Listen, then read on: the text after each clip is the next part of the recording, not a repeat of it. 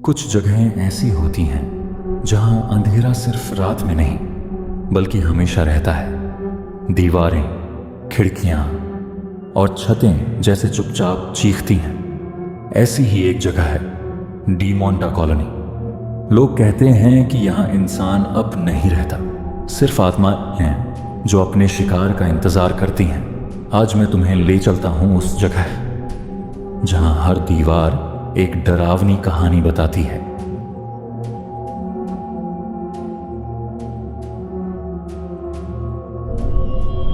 D मोंटा colony 1950 के आसपास बनी थी। अंग्रेजों के जाने के बाद अमीर ईसाई परिवार यहाँ बसे। शुरू में कॉलोनी हरी भरी और खुशहाल थी। बच्चों की किलकारियां गूंजती थीं, चर्च की घंटियां बजती थीं और हर घर से खाने की खुशबू आती थी। लोग कहते थे ये कॉलोनी स्वर्ग जैसी थी। लेकिन धीरे धीरे हादसों का सिलसिला शुरू हुआ।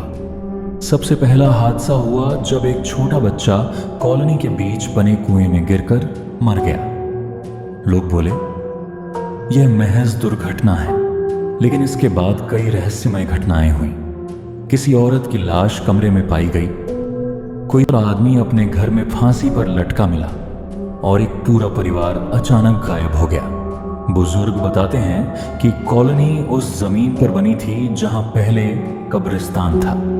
कई पुरानी कब्रें तोड़कर कॉलोनी बनाई गई थी और कहा जाता है कि उसी समय से कॉलोनी पर श्राप है। रात होते ही वहां की आत्माएं जाग जाती हैं और जो भी अंदर कदम रखता है वह बेचैनी महसूस करता है। रात को कॉलोनी से अक्सर अजीब आवाजें आती हैं। किसी ने कहा कि उसने औरत की चीखें सुनी, किसी ने बच्चे के रोने की आवाज और कभी कभी हवा में भारी कदमों की आवाजें। एक टैक्सी ड्राइवर ने कहा कि वह रात में कॉलोनी से गुजर रहा था। गाड़ी अचानक रुक गई। उसने इंजन चेक किया, सब सही था, पर पीछे मुड़कर देखा तो शीशे पर हाथों के निशान थे। कोई नहीं था वहां, उसने बाद में कहा, पर मैं महसूस कर रहा था कि कोई मेरे पीछे चल रहा है। कई लड़के डेयर करके कॉलोनी में घुसे।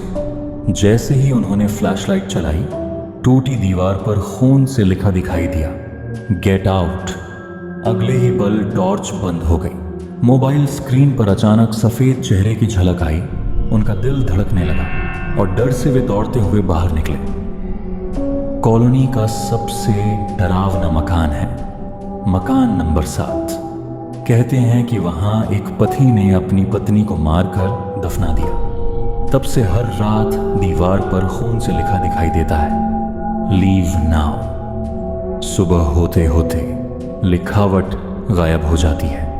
कई लोग बताते हैं कि खिड़की में सफेद कपड़ों वाली औरत दिखाई देती है। कभी वह रोती है, कभी बस देखती रहती है। कई बार लोग डर के मारे पीछे हटते हैं और कुछ ने अपने दोस्तों को पकड़कर भागते देखा। कमरा हमेशा खाली रहता है, केवल मिट्टी में गीले पैरों के निशान मिलते हैं। एक आदमी ने कहा, मैंने उसे खिड़की से देखा, उसकी आंखों में आग थी, लेकिन जब मैं अंदर गया तो कमरे में सन्नाटा था। सिर्फ निशान रह गए थे, जैसे वह अभी अभी चली गई हो। कई लोग कॉलोनी में घुसने की हिम्मत नहीं करते, लेकिन कुछ युवकों ने डेयर किया। उनके अनुभव सुनकर रोंगटे खड़े हो जाते हैं। एक लड़के ने फ्लैशलाइट लेकर कॉलोनी में कदम रखा। दीवार पर खून उभर आया और मोबाइल स्क्रीन पर एक औरत का चेहरा चमका। वह भागा, लेकिन अगले दिन उसकी तबीयत बिगड़ गई और 3 दिन बाद उसकी मौत हो गई। एक टैक्सी ड्राइवर ने बताया कि उसने रात को पैरों की आवाजें सुनी। आवाज उसके पीछे पीछे आती रही, लेकिन जब उसने देखा तो कोई नहीं था। उसी रात उसने कहा कि उसने अचानक अपनी कार का शीशा धुंधला देखा और उसमें किसी औरत का चेहरा झलक रहा था। कई बच्चों ने भी कहा कि उन्होंने कॉलोनी में किसी औरत को देखा जो दीवारों से होकर चल रही थी, लेकिन सब पास गए तो वह गायब हो गई। कुछ लोगों ने पुजारी को बुलाया। उन्होंने मंत्रोच्चार और हवन शुरू किया। शुरुआत में सब ठीक था, लेकिन जैसे ही आग तेज हुई, अचानक हवा तेज चली। हवन कुंड की लपटें बुझ गईं। उसी रात कॉलोनी की सबसे बड़ी दीवार पर दरार पड़ गई। लोगों ने कहा, ये आत्माएं अब और गुस्से में हैं।